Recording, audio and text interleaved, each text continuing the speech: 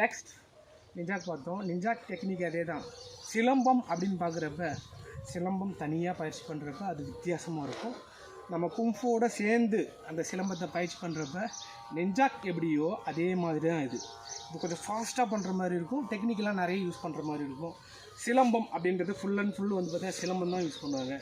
கும்ஃபுல் நம்ம சிலம்பம் ஆட் பண்ணுறப்ப அது கொஞ்சம் வித்தியாசமாக பார்த்துருப்போம். நம்ம ஷைலின் கும்ஃபுல்லாம் நம்ம பார்த்துருப்போம். ஸோ அதேமாரி தான் பண்ணணும். ஒரு சின்ன டெமோ.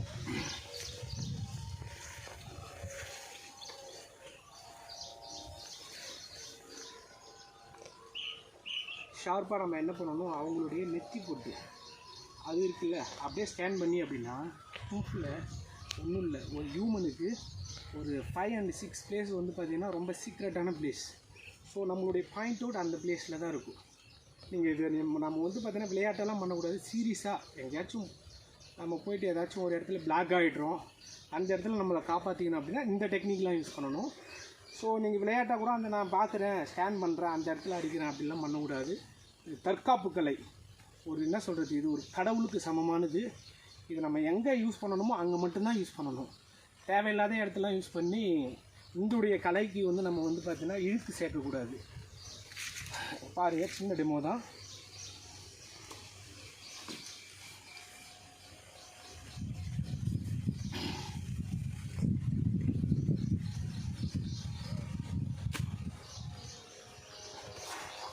இது வந்து பார்த்திங்கன்னா கும்ஃபில் வரும்.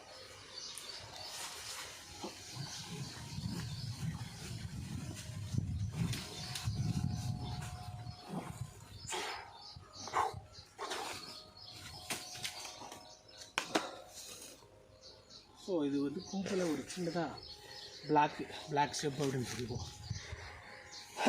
இது என்ன பண்ணணும், நீங்கள் ஸ்டெப் பை ஸ்டெப்பாக கரெக்டாக ப்ராக்டிஸ் பண்ணுங்கள், கற்றுக்குவாங்க. கற்றுக்கிட்டு வாழ்க்கையில் வெற்றி பெறுங்க.